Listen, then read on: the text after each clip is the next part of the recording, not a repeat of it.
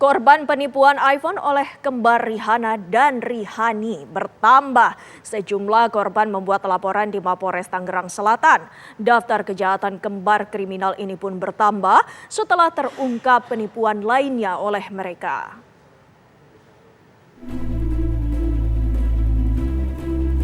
Rihanna dan Rihani ternyata menipu banyak orang.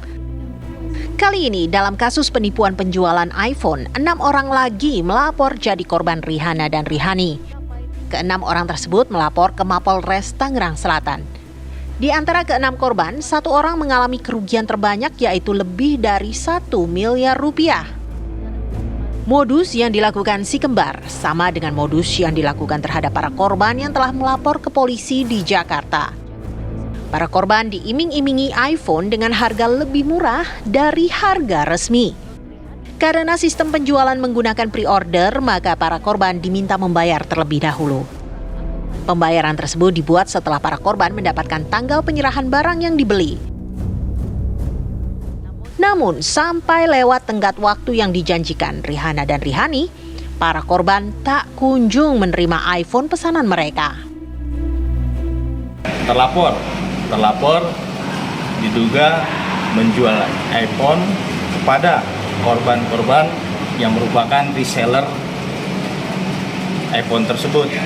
Ya, setelah korban-korban membayar pembelian iPhone, kemudian disepakati untuk penyerahan handphonenya di waktu yang sudah disepakati, namun terlapor diduga ingkar janji. Kemudian ketika terlapor tidak sanggup menyerahkan iPhone tersebut, korban meminta uangnya kembali, namun juga tidak diserahkan pengembalian uangnya. Karena kasus ini melibatkan banyak korban dari berbagai wilayah dan nilai kerugian yang besar, Polres Tangerang Selatan melimpahkan kasus penipuan iPhone oleh Rihanna dan Rihani ke Polda Metro Jaya. Nama Rihanna dan Rihani mencuat setelah para korban melapor telah ditipu oleh si kembar. Nilai kerugian seluruh korban mencapai puluhan miliar rupiah. Rihanna dan Rihani selama 2 tahun terakhir diketahui tinggal di sebuah kompleks elite kawasan Ciputat, Tangerang Selatan. Di sana, mereka mengontrak.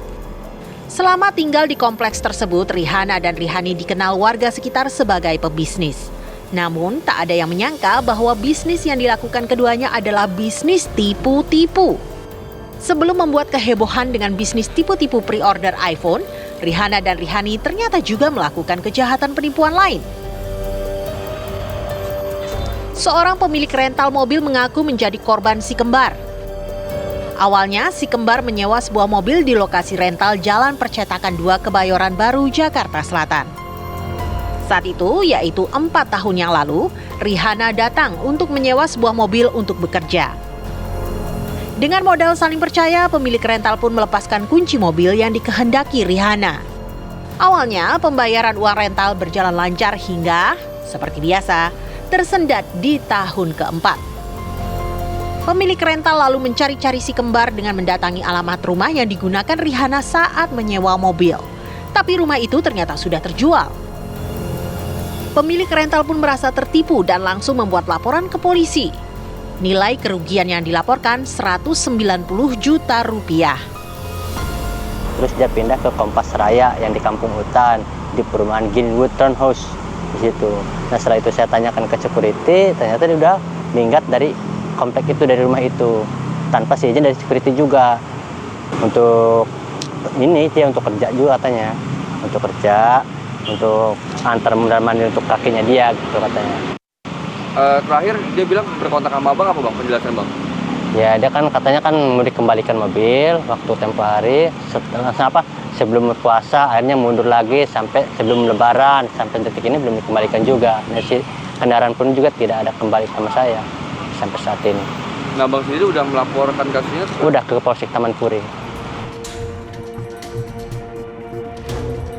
Saat ini tak ada yang tahu kemana si kembar bersembunyi. Dalam kasus penipuan pre-order iPhone, Rihanna dan Rihani membuat seluruh korbannya merugi hingga 35 miliar rupiah. Polisi pun sudah melayangkan 2 kali panggilan pemeriksaan yang tak satu pun dihadiri si kembar.